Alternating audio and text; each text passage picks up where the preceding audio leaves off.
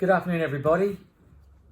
This morning, the Australian government made some further announcements about their efforts to manage the coronavirus pandemic. And the Prime Minister made a number of announcements which impact on schools. There's a couple of things that I'd just like to briefly talk to you about. Firstly, we've put out a letter again outlining how those announcements this morning are impacting on the schools and what we are going to do in response to that.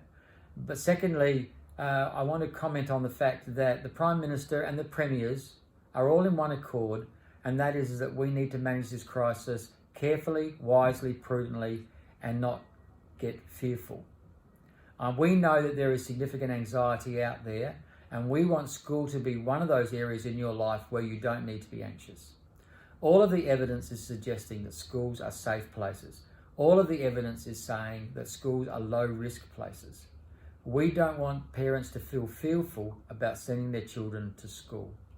There has been no evidence so far that anybody has contracted the coronavirus at a school. So we want to encourage you as much as possible, and especially for your children's sake, to keep sending your children to school. We will absolutely do our very best to make sure that they're safe, and we will do our very best to make sure that both hygiene practices and also good social distancing are in place to best protect everybody here. But we would like to encourage you that at this stage, while schools are going to be kept open in Australia, that schools are going to be business as usual.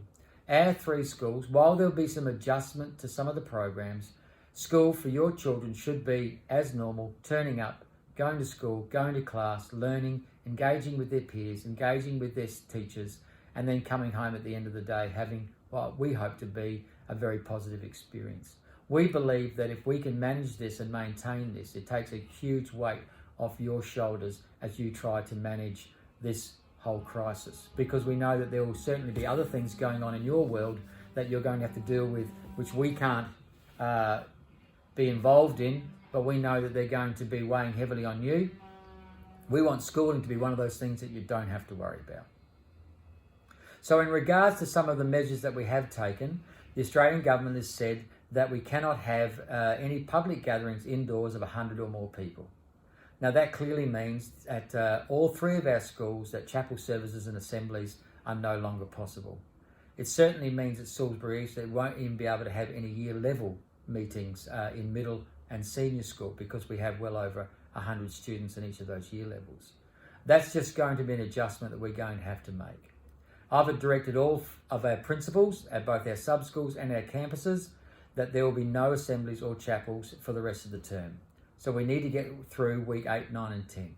We will have further conversations therefore about what type of interactions of a chapel or an assembly type that we may be able to put into place for term 2, but no decisions have been made as yet. So please understand that this will mean, unfortunately, that we won't be having our normal Easter services at any of our schools, or any Anzac Day services as well. We're really disappointed about that, but clearly we cannot proceed with the new directives in place. The next is that we're looking at any other gatherings within our schools which are going to bring about more than 100 people. One of those that we've had to make a determination about has been the cafeteria at Salisbury East. We have many of our students eating indoors at the cafeteria. That will no longer take place.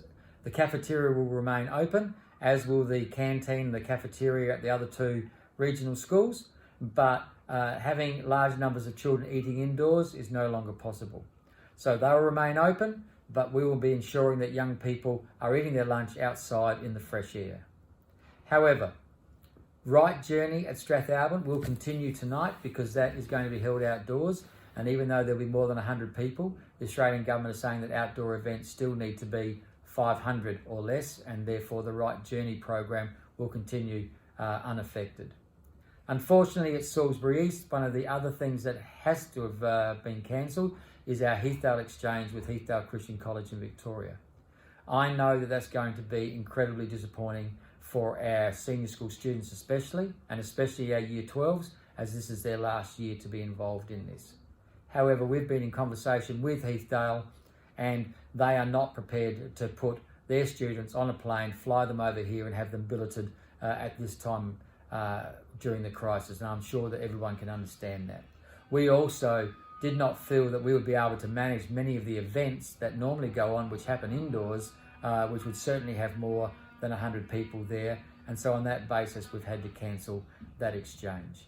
What we'll do and whether we can do something here at school to mitigate against that disappointment, I'm not sure. But unfortunately, that's probably not the main thing on our minds at the moment. We are just trying to get through the process as we have.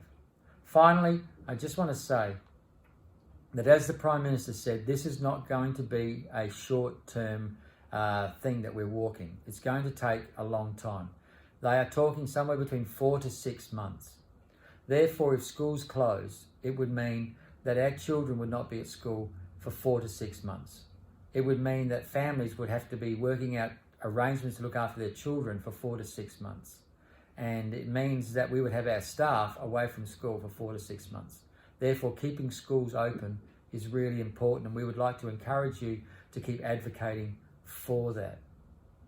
Therefore, all the measures that we are taking, we're making in that regard. Are we able to make changes to things that are not going to have a long-term detrimental effect over a long period of time? Cancelling chapel services, we can manage and still do school as usual. But we are looking at other things that we do and are recognising that to cancel these would mean a long-term deleterious effect on everybody. So we are resisting making those changes at this time.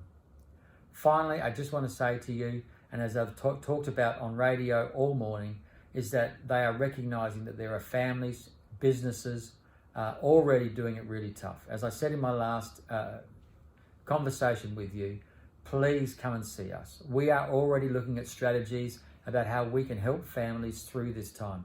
We know that many of you are looking at how you're going to actually pay your bills over the next few months. We don't want you to feel that school is going to be an onerous burden for you, and we are certainly going to do everything we can to enable your children to stay here at Tyndale. That is our highest priority.